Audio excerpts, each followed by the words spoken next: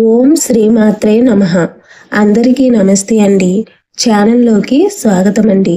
ఈరోజు మరొక చక్కటి వీడియోతో మీ ముందుకు వచ్చాను. ఈరోజు వీడియోలో 20 మూఢనమ్మకాల గురించి తెలుసుకుందాం. చాలా మంది కొన్ని నమ్మకాలు విని ఇబ్బంది పడుతూ ఉంటారు. ఇవి నిజమేనా కాదా, ఒక్కొక్కరు ఒక్కోలా చెప్తున్నారే, ఏది నిజమని తెలియక ఆందోళన చెందుతూ ఉంటారు. అలాంటివి కొన్ని మూఢనమ్మకాల గురించి ఇప్పుడు మనం తెలుసుకుందామండి. మొదటిది, కొత్తగా గృహప్రవేశం చేసేటప్పుడు ఆవు ఉండాలి కదా, లేకపోతే అది గృహప్రవేశమే కాదంట కదా అని అనుకుంటూ ఉంటారు.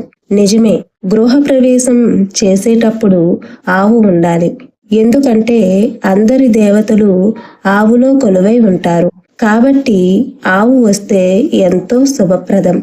కానీ ఆవును బలవంతంగా ఇంట్లోకి తీసుకుని రావడం శుభప్రదం కాదండి.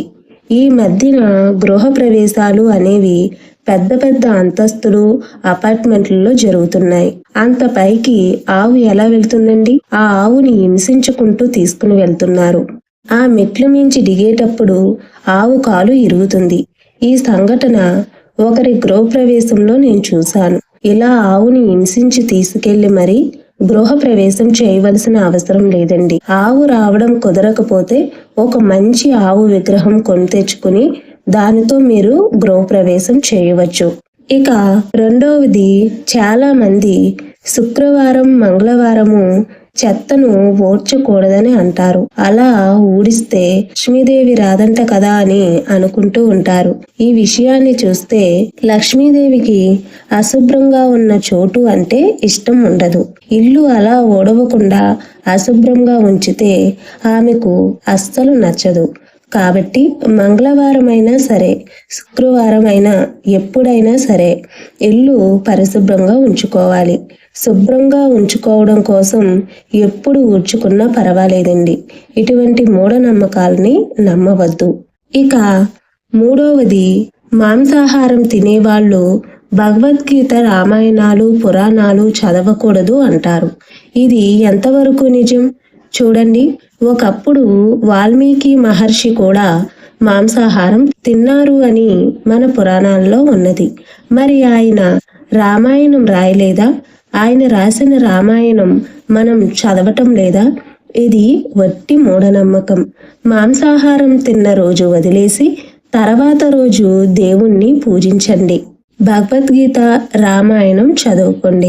మాంసాహారం తిన్నవాళ్ళు రామాయణం చదవకూడదు, భగవద్గీత చదవకూడదు అని ఎక్కడా చెప్పలేదండి. ఈ ప్రచారాలన్నీ నమ్మకండి.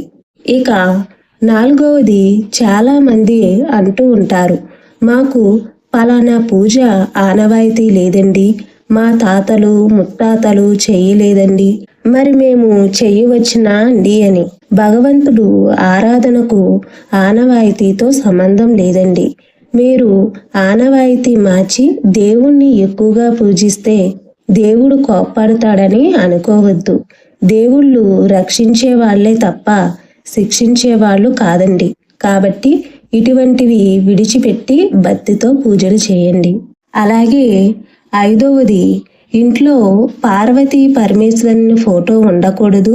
వాళ్ళు శ్మశానంలోనే ఉంటారు. అలాగే సీతారాముల ఫోటో ఉండకూడదు. వాళ్ళు వనవాసానికి వెళ్ళిపోయారు. అలాగే మా దంపతులు కూడా ఇంట్లో గొడవలు పడుతూ ఉంటాము అని చాలా మంది అనుకుంటూ ఉంటారు. ఈ మూఢనమ్మకం అనేది చాలా తప్పండి. పార్వతీ పరమేశ్వరులు ఆది దంపతులు. వాళ్ళ ఫోటోస్ ఇంట్లో ఉంటే సకల శుభాలు కలుగుతాయి. శివుడు ఫోటో ఇంట్లో ఖచ్చితంగా ఉండాలి. అలాగే సీతారాముల ఫోటో కూడా, పట్టాభిషేకం ఫోటో కూడా ఇంట్లో ఉండాలి. అలాగే నరసింహస్వామి ఫోటో ఉగ్రరూపం కాకుండా ప్రశాంతంగా ఆయన ఉన్న ఫోటోను తెచ్చుకొని ఉంచుకోవాలి. తర్వాత ఆరోది, భర్త లేని స్త్రీ ఎదురైతే వెళ్ళిన పని జరగదు అంటూ ఉంటారు. అశుభం జరుగుతుంది, శుభం జరగదు అంటారు. ఇది కూడా అతిపెద్ద మూఢనమ్మకం అండి. ఒక వ్యక్తిని బాధ పెట్టే నమ్మకం ఇది. అటువంటి మూఢనమ్మకాలు నమ్మకండి. వాళ్ళ ఆశీర్వాదాలు తీసుకోండి.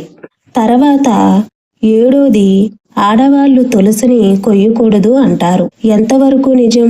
ఇది అస్సలు నిజం కాదు. ఆడవాళ్ళైనా మగవాళ్ళైనా తులసి ఆకులను కొయ్యవచ్చు. మంగళవారము, శుక్రవారము, ఆదివారము, ఏకాదశి, చతుర్దశి, పౌర్ణమి, అమావాస్య రోజుల్లో సాయంత్రం 5 గంటల తర్వాత తులసిని ఎవ్వరూ కొయ్యకూడదు. అలాగే ఇంకో సందేహం, ఆడవాళ్లే తులసిని పూజించవచ్చా, మగవాళ్ళు పూజించకూడదా అని అనుకుంటూ ఉంటారు. స్త్రీ పురుషులు ఇద్దరూ తులసిని పూజించవచ్చు, ఎటువంటి తప్పు లేదు. ఇక పగలు నిద్రపోకూడదు అంటూ ఉంటారు. అలా పడుకుంటే దరిద్రం పట్టుకుంటుంది అంటారు. మన పెద్దలు ప్రతిరోజు అలా పడుకుంటే బద్ధకంతో సోమరిపోతులు అయిపోతారని పడుకోకూడదు అంటారు. అంతేకాని అలసటిగా ఉన్నప్పుడు ఓ గంట పాటు నిద్రపోవచ్చు. ఇంత మాత్రానికి దరిద్రం పట్టుకోదండి. అలాగే చనిపోయిన వాళ్ళ ఫోటో ఇంట్లో పెట్టకూడదు అంటారు. ఇంట్లో చనిపోయిన వారి చిత్రపటాలను దేవుడి మందిరంలో ఉండకూడదండి. ఎందుకంటే ఆ గది దేవుడికి కేటాయించింది. హాల్లో వేరే చోట ఎక్కడైనా పెట్టుకోండి. రోజు పువ్వు పెట్టి నమస్కారం చేసుకోండి. ఆ పితృదేవతల ఆశీస్సులు మీకు ఎప్పుడూ లభిస్తాయి. అంతే తప్ప ఫోటో ఇంట్లో ఉండకూడదు అనేది తప్పుడు ప్రచారం. అలాగే మాంసాహారం తినేవాళ్ళు రుద్రాక్షాలు ధరించకూడదు అంటారు. ఎవ్వరైనా సరే రుద్రాక్షాలు ధరించవచ్చు, తప్పు లేదు. తరువాత దేవుడికి ఉపవాసం ఉండి పూజిస్తేనే ఫలితం వస్తుంది, లేకపోతే ఫలితం ఉండదు అంటారు.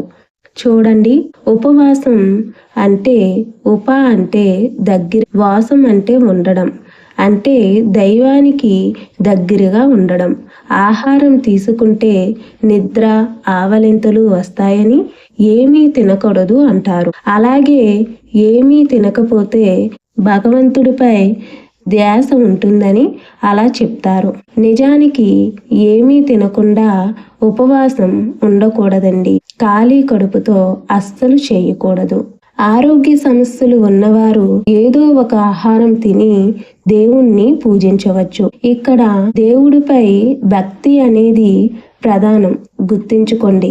అది లేకపోతే మీ పూజ వ్యర్థం అవుతుంది. మీరు తినకపోతేనో తింటేనో కాదు. అలాగే చిన్నపిల్లలకు సీత, రామ అని పేరు పెట్టకూడదంటారు. సీత పేరు పెడితే అలాగే సీతలాగా అష్ట కష్టాలు పడుతుందని చెప్పేసి అంటూ ఉంటారు చాలామంది. ఇది చాలా చాలా తప్పుడు ప్రచారం. సీత పేరు, రాముడి పేరు చాలా శుభప్రదం.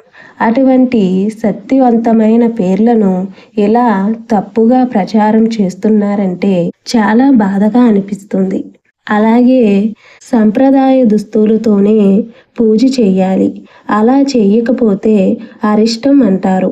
ఇప్పటి రోజుల్లో రోజు సంప్రదాయ దుస్తువులు అంటే కొంచెం కష్టమే.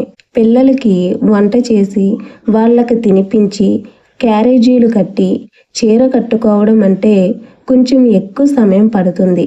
కాబట్టి మీరు డ్రెస్సులు వేసుకుని కూడా పూజ చేసుకోవచ్చు. ప్రత్యేకమైన దినములలో సంప్రదాయమైన దుస్తులు ధరిస్తే బాగుంటుంది. ఏదైనా చెప్పేది ఒకటే, భక్తి ప్రధానం. అలాగే పిల్లలకి జ్వరాలు వచ్చిన, అనారోగ్యంతో బాధపడుతున్న వెంటనే వాళ్ళని దర్గాలకు తీసుకువెళ్ళి పోగు కట్టించడం, గుడికి తీసుకుని వెళ్ళి మంత్రం వేయించడం ముందు ఇలాంటివి ఆపేయండి. ఇప్పుడు రోజులు బాగోలేదు. ఇప్పుడు వచ్చే జ్వరాలు అనేవి చాలా ప్రమాదకరంగా తయారయ్యాయి. పిల్లల విషయంలో జాగ్రత్త పడండి.